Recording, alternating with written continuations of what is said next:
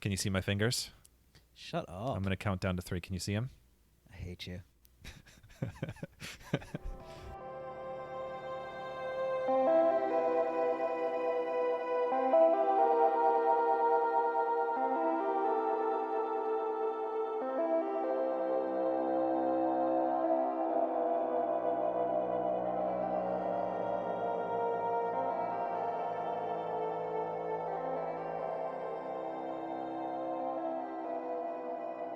Hello, everyone, and welcome to Frankenstein's podcast, where it's all about the monster. We discuss all kinds of fictional monsters, creatures, and beasts, from the alien to the mythological and supernatural, from all corners of pop culture. I'm your host, Joe Praska. Ooh, doo, doo, doo. Now, now, now. Now, now, now, now. Now, now, now, now. Now, now, now, now. Now, now, now,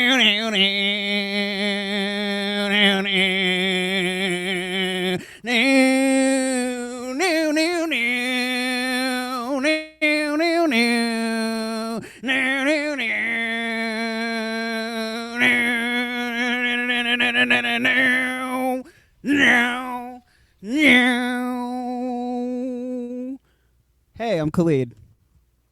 Well, that certainly was a thing. Yeah, really wanted to do that. I don't know why. That theme song just gets me so freaking hyped, yo. Well, if it wasn't evident already, we are going to be discussing a Buffy episode today. So hopefully a lot of you are Whedon fans like us. Yay. Khalid, I don't know about you, but growing up, Buffy and Angel and sort of that whole, I guess you call it Buffyverse, was a big part of getting me into being a genre fan and liking monsters in general. How about you?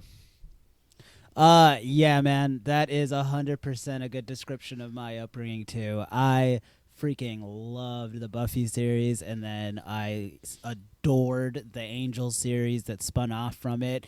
It was just everything I wanted. Like, it had that just nice edge of nihilism to it all, while also still being quirky, and you knew our heroes were for the most part okay all the time. Angel definitely played with that a lot more as far as making you worry for the characters, but it's just so dope, and I learned so much about monsters, and I think that eventually led to me being a fan of the first few seasons of Supernatural. What few horror movies I was into was because of Buffy, really. It's just dope. 100% agreed. I have very vivid memories of being a middle schooler, getting ready for school, and I'd always turn on Buffy in the morning. It was either Buffy or Star Trek Voyager, which we're on syndication, and for some reason we're on at 6:30 a.m. in the morning. But I remember watching those all the time before I would get on the bus. It was just a staple of my morning, and I'll never forget that. See, that was Angel for me, interestingly enough. On TNT, they just had every episode of Angel playing every morning around the same time, and it was always a fight between me and my sister to watch Angel reruns or America's Next Top Model reruns. And you wanted the top model, right? Yeah, man. Something about Tyra just devastating those hopeful models. I really connected to it. Classic. Yeah. So we are not going to be discussing the entire show of Buffy, which you could take an entire podcast dedicated to the entire show. I'm sure there are plenty out there. But we're talking about a specific episode today. Khalid, do you want to tell us what episode we're talking about? Yeah. Today we are going to be talking about Season 4, Episode 10, Hush, which is, at least within the Buffyverse, fandom, a very, popular, infamous episode. I'd say it's right up there with Once More with Feeling as far as, those, genre-busting, formats that they did every once in a while. And, yeah, this one was written and directed by the creator, Joss Whedon, and our homeboy Google has a pretty succinct description of it. Basically, the plot of the episode is that Sunnydale residents lose the power of speech as mysterious creatures search the town for human hearts to steal. So, yeah, real neat, real lean. there's definitely like side plots and like other things going on that also play into like the grander scheme of the season. But within this specific episode, that's really all you need to know. Cue the music. What a monster. They're creatures of the abstract that live off potential energy. It's alive! So anyway, Khalid, we picked this one because it's a pretty well loved and well known episode within the series. But just general thoughts. What do you think of it? Really liked it actually. I remember being way more scared of it when I was younger, but I guess like it's probably been close to like 10, 15 years at least since I've seen it, so that's understandable.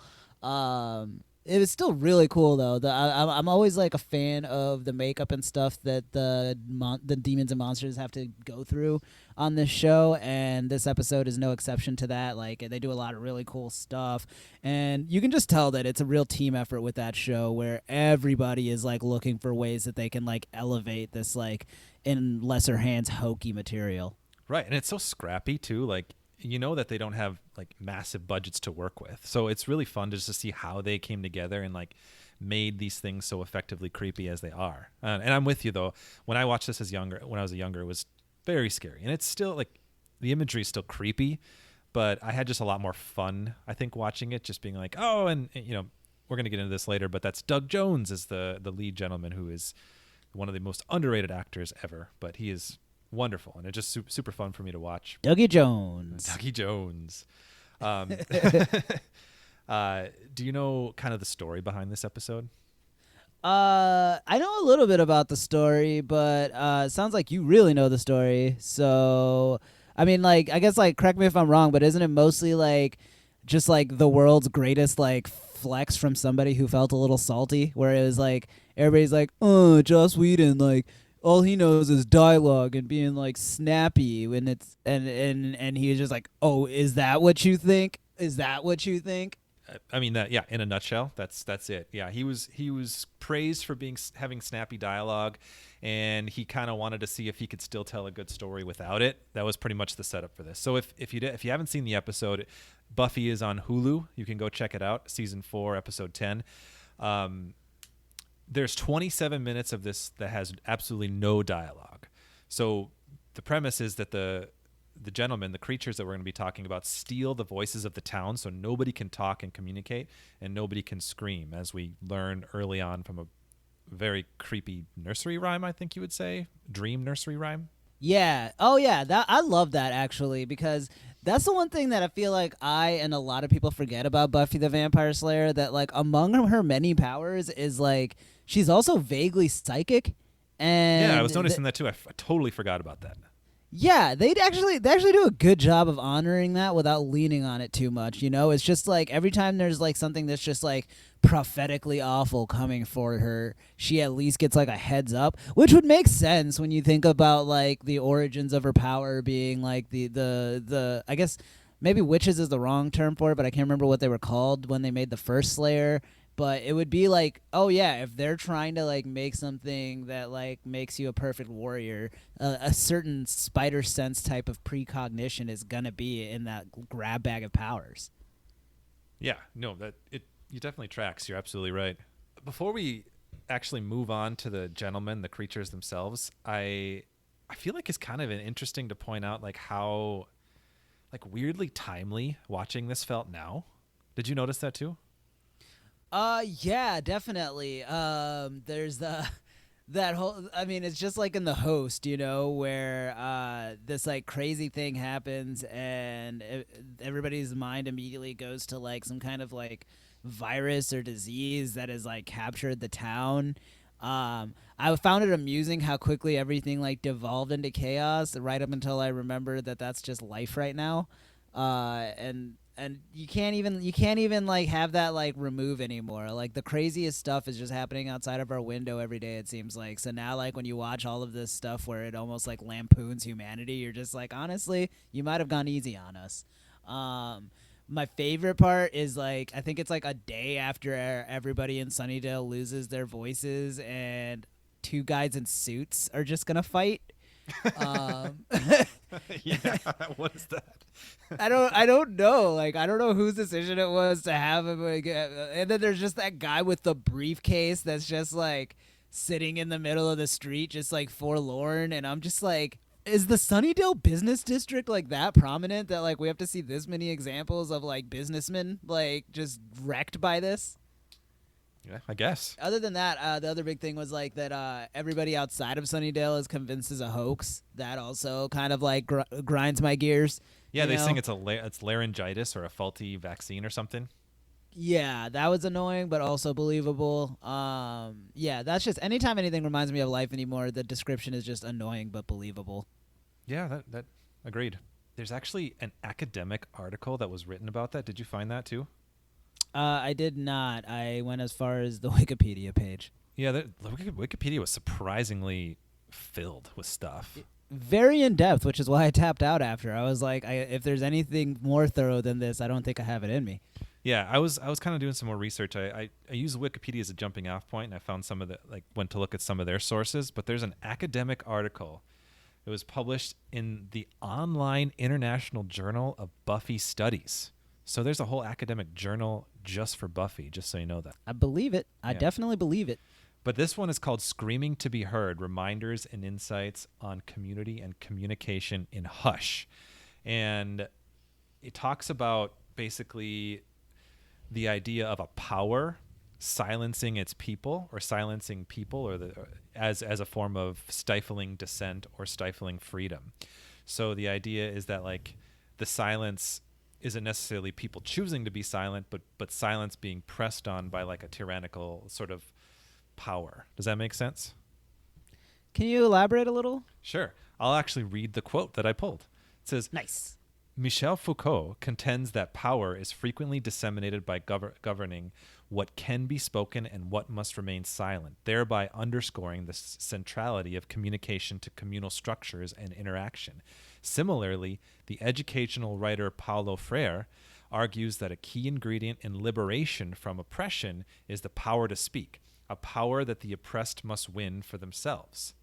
Abandoned by powers, the oppressed must assume responsibility for their liberation. It will not be given or handed over to them. They can only achieve it by crying out and exercising their own voices. Wow.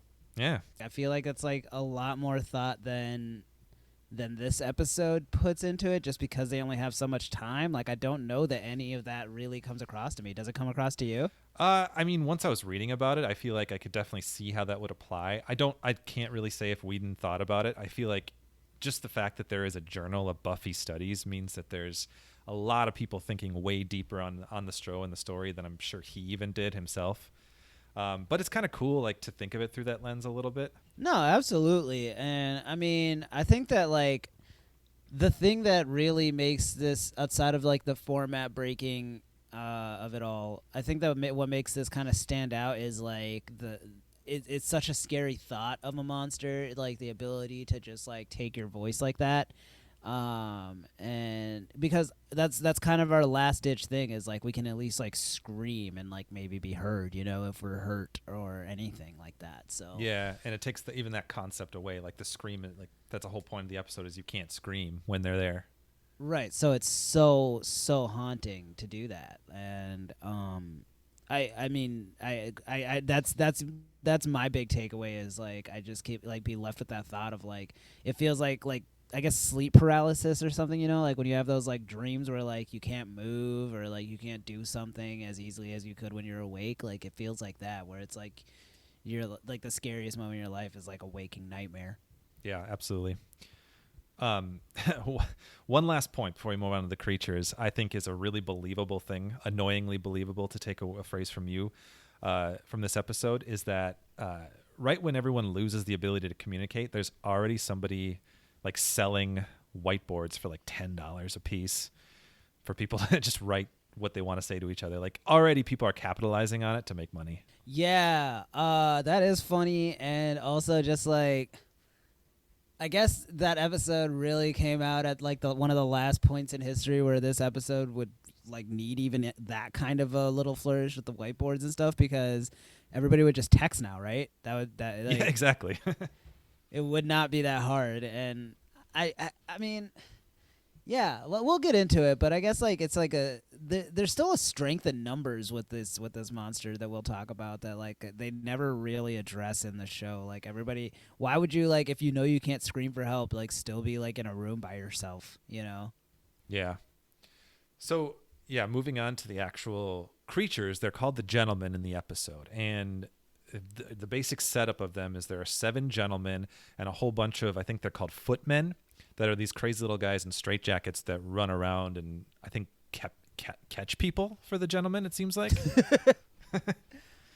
They don't really explain their game plan because it looks like a lot of the times the gentlemen themselves like go after people, but then the footmen are also like off doing their own thing, like just like starting trouble. Like military demon hunter Riley is like just like fighting a couple of them, but like there's no gentleman around, so it's like I don't know. Well, it's a weird game plan. Yeah, I mean, there's a whole bunch of footmen, little weird guys, but only 7 gentlemen. So maybe they just need them to kind of like, I don't know, instill fear or chaos or something.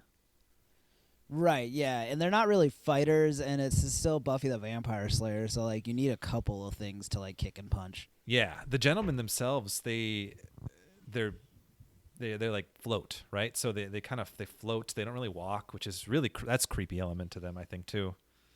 Yeah, I saw that that a lot of the actors, Doug Jones included, like were using like stuff they'd learned through mime to really convey the gentleman's movements, and then like just like the way they'd move and like gesture more, and other than like a few things with like a crane suspending them to like give that floating hovering effect, it's mostly just like their like miming ability that like really registers as to what's so terrifying about them, and that was like cool to find out.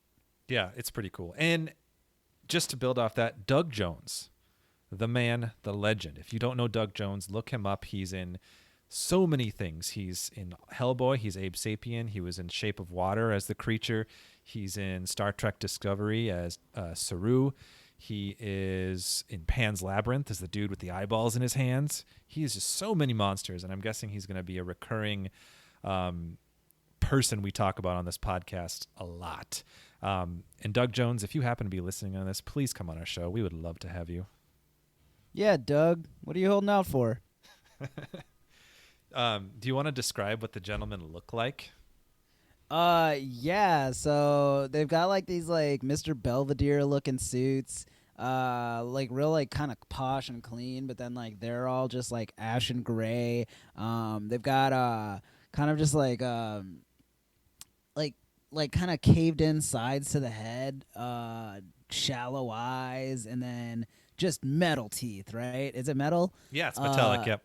Yeah, it's like metallic teeth that like they just look like grills, which is dope. And they never really do they open them often. It's mostly just like clenched teeth, open smile, like just like the worst yearbook photo. Yeah, no, they don't open it at all.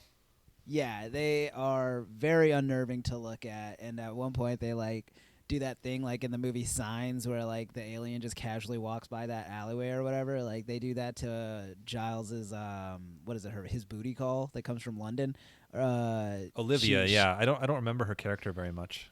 Yeah, I'm pretty sure she's only in it for like that season. But she like walks up to the window and opens it just as the thing like hovers by, and that's like terrifying just cuz like I hate that when monsters just casually go by you like they're not monsters. Yeah, kind of a jerk move.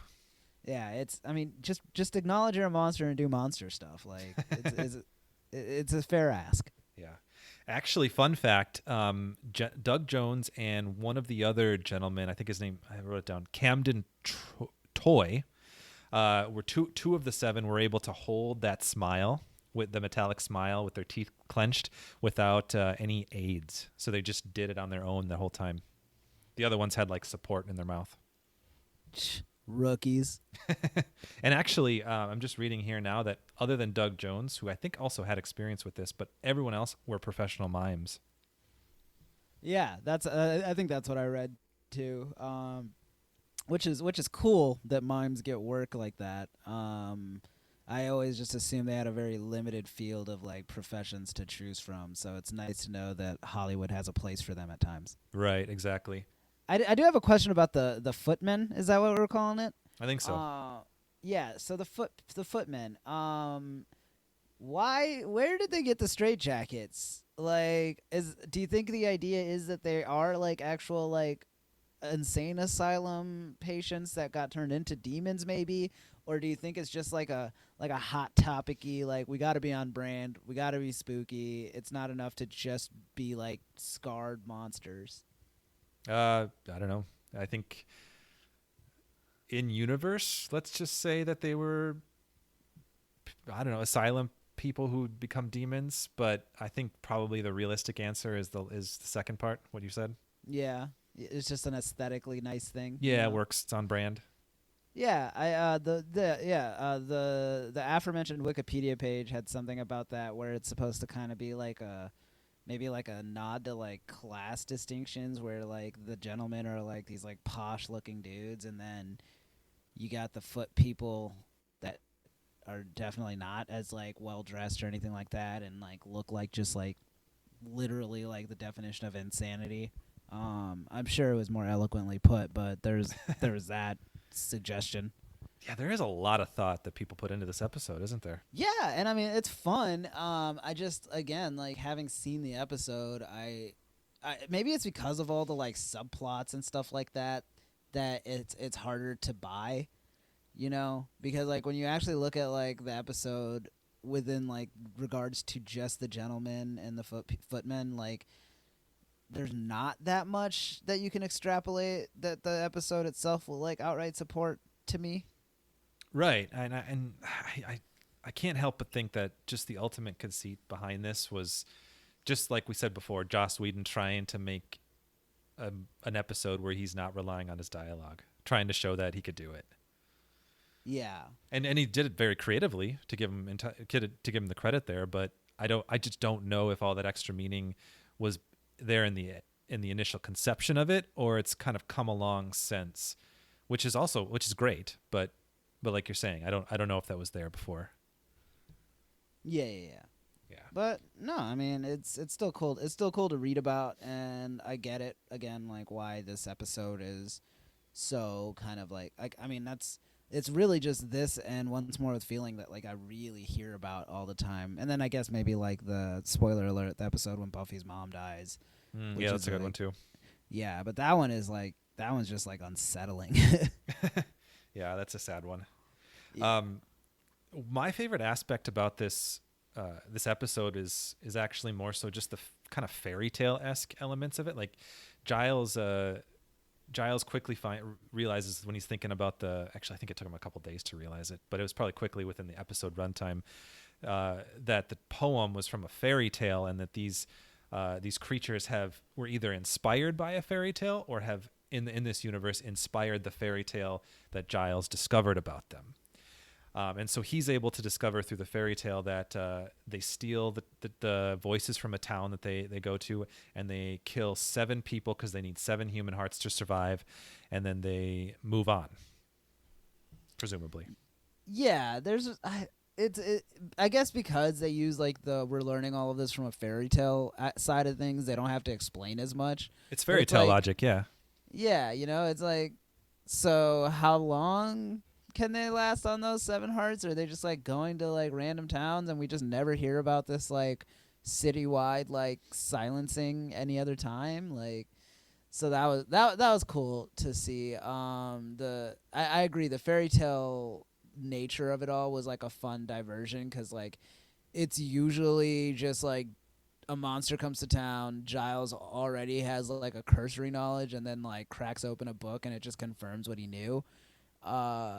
So like this is more or less what that is, but they kind of have fun with it, as far as like with the dream and like the little song that the girl sings, and so it's still very much like Giles come like to the rescue with the knowledge, but it felt different enough to not be as formulaic as some of the other episodes. Yeah, 100% agreed. Speaking of needing hearts to survive, they got a couple, didn't they? How many? What was the kill count here? I don't know. I only remember seeing them like cut out the one dude's heart, but then like they had a few jars full. Like, did they get the 7? No, they definitely didn't get to 7. Yeah, that's my bad. I do not remember. Yeah, how they kill that's also a very scary part. Their little footmen like hold down a prospective victim, and the gentlemen come in. As you said, they're dressed really, posh and very nice, and they have those smiles. They float into the room and they pull out a scalpel.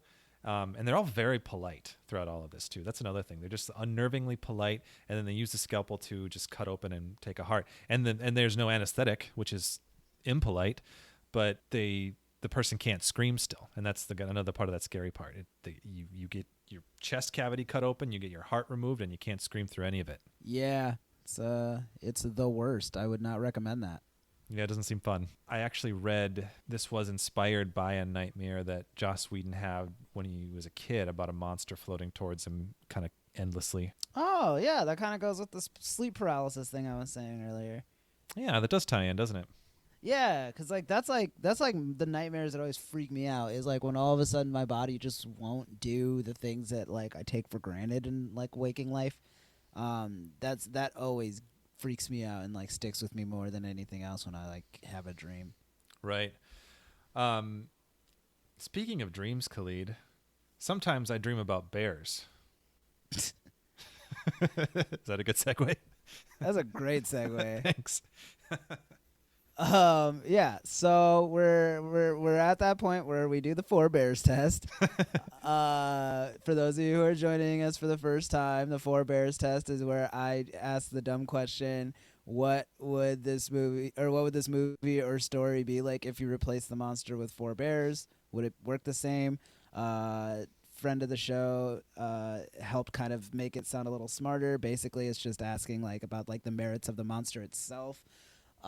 So yeah, this one's pretty straightforward. No, yeah, it does not pass the 4 bears test. If I guess like even if you're generous and give 4 bears the power to steal your voices, like they're not the townspeople aren't deaf, like the gentlemen still have to be somewhat quiet to get around and stuff and like take advantage of people not being able to scream, and bears couldn't. Even if you can't scream, like someone's gonna next door hear like your door get bashed down or like a bear growling, let alone 4 of them. I do think that the threat they pose as far as like a physical threat to Buffy and Riley and anybody else that has to fight them is maybe tantamount to 4 bears. Joe, help me out here. Do you think they're like as threatening physically? Maybe the footmen. But then Riley couldn't fight a bear, but he can fight these guys. Have we seen Riley fight bears?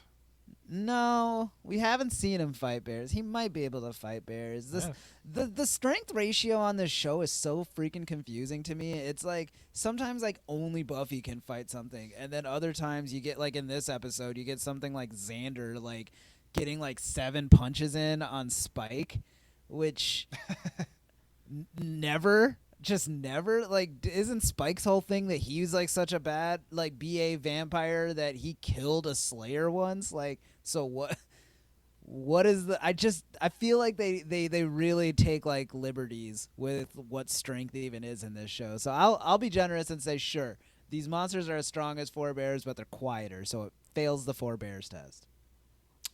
There you go, folks. A fail. I think that's a couple fails in a row now, isn't it? Yeah. I guess that the moral is that bears aren't a good replacement for movie monsters. It works for more beastly monsters, like the Host and the ones from the Attack the Block. Yeah, so I'm not ready to completely give up on this metric just yet. No, we're keeping it. Yeah. Yeah, you heard the man. We're keeping it. How do we kill them? How do we kill the gentleman? Do you remember the end? Yeah, they have to break the box, and then Buffy gets her voice back, and it's like, I guess a girl's scream is what the fairy tale says, like, or the princess's scream, which I guess, if you take in very loosely, a Slayer is a type of princess. Yeah, in a sense.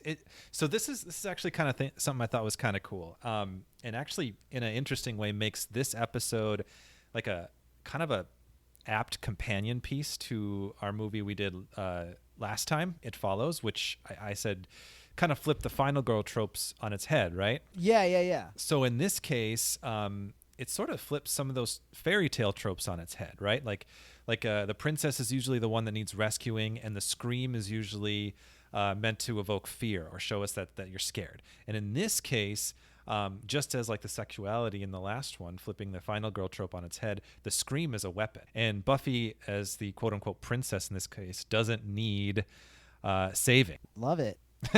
Thanks. Appreciate it, Khalid. So the gentleman, and I guess we could lump their footmen in there too. Would you fight or flirt? Fight or flirt? Yeah.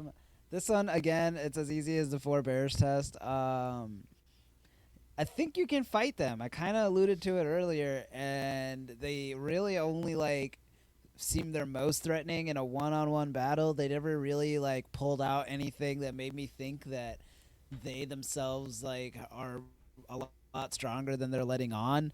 It really just seems as simple as like they'll come in on somebody who's just like in bed, defenseless. So first thing I would do is not be that. I would get like 4 or 5 close friends, and we would all just like shack up in a room full of weapons. And the gentlemen themselves do they even fight? I don't even think they fight. Like, it's No, they just float. Yeah, they just float and watch as the footmen even do it. And like it's usually like 2 footmen max with them. So it's like 5 of my friends with weapons in a world where Xander can punch Spike a bunch of times without any consequence. I'll take my chances. No flirting this time. So the verdict is? Fight 'em. With that, we're probably going to wrap up our podcast episode today. We were really long on last episode. The It Follows one was like 55 minutes, but trying to keep it a little bit shorter now. So I think we're gonna wrap it up. Before we go though, Khalid, is there anything you want to plug or anything you want to say?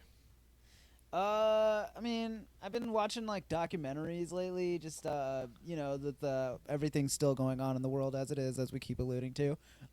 So I guess I would recommend the documentary 13th by Ava DuVernay. It's on Netflix. It's very informative. It does like one of the best jobs I've ever seen of drawing a line directly from the abolition of slavery to present day in regards to what the 13th Amendment means and how the prison industrial complex, specifically the private prison industrial complex, has kind of remixed slavery. And it's just a very interesting watch that gives you a much clearer understanding than trying to just take in the entire scope of history on your own. That sounds great. I actually haven't seen that yet, but I'm a big Ava fan, so I have to check that out.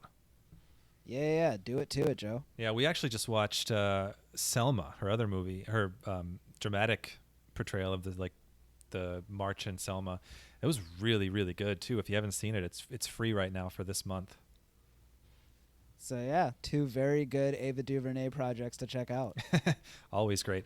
I do have something kind of as a bit of levity, I guess, but I've mentioned that I have a child who's not quite 2 years old, and I'm currently on summer break as I work as a teacher, which I've also mentioned before. So I have a lot of downtime with the daughter, and I've been reading a lot of stories with her. And there's a book that I've kind of enjoyed that I think people who listen to this podcast might dig. It's a parody of the classic book Goodnight Moon. It's called Goodnight Goon. It's really fun. There's ghouls, there's bats, there's werewolves, there's mummies, there's Martians invading. There's a Frankenstein creature. Anyway, kind of a fun bit of monster parenting I thought I'd bring up. Aw, that's cute. I'm gonna come next time I come over. I'm gonna read it. You should. I think you should enjoy it. Yeah. Khalid, where can we find you? You can find me on Instagram at nappy_Gilmore_, spelled like it sounds. I unfortunately just got back into Twitter. He's back. No, it's not a good thing. Twitter's bad.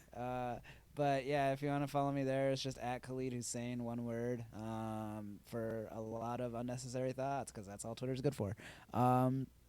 Yeah, that's that. What about you, Joe? Where can we find and follow you? Twitter's a good place too. It's just at Joe Praska. I am on Instagram. I think it's also just at Joe Praska. I don't use it as much though, so Twitter's probably where you want to find most of my cool things that I think and say, I guess. But you should also check out and follow our podcast here on social sites. We're on Facebook. We're on Twitter. We just got approved to be on PodMN, which is a Minnesota podcasting network, which is pretty cool. I just got the confirmation today. And be sure. That is pretty cool. Yeah, it's pretty exciting. Be sure, and if I forgot to say this last time, be sure to rate and review if you like this, because that helps us get more people to listen to our thing. Hit us with them 5 stars, folks. Yeah, we already got 4 5-star reviews, which I'm not going to pretend isn't just us and our moms, but I'm happy with it. Nice. My mom gave us a 1-star, actually. That's who that was, the 1-star review. Aw. So she's tough but fair. True, fair enough. And the movie we're going to do next time, we did a show's episode this time, but Right, doing a we're movie covering the next time, corners. right? We're covering the corners of pop culture, right? The 2 corners. All 2 corners, yeah. Yeah, which would be a duagon. Duagon? No, that's not a thing. Wow, Joe, you're really dropping your shapes knowledge on us. Yeah. Or lack thereof. Yeah. Burn. Yeah, no. So the movie we're doing is Jennifer's Body. Yeah, it's starring Megan Fox, and I believe we're going to have our first guest for that episode, which I'll leave a surprise for now. We are. It's going to be a very special episode with a guest. If you want to prep for next episode, check out Jennifer's Body. You can find it on the Stars with a Z app, which is either an extension to Hulu, or you can just download Stars. They could do a free 7-day trial, I think, but that's where I found it. Nice. I will probably just rent it on Amazon, but yeah, Stars app if you want it. I think you get like the free trial, like Joe was saying. Yeah, so that's what we doesn't did. hurt. Check out what Stars has. All right, Khalid, you wanna leave us with the send off? Yeah. Thanks for listening, and as always, creep it easy.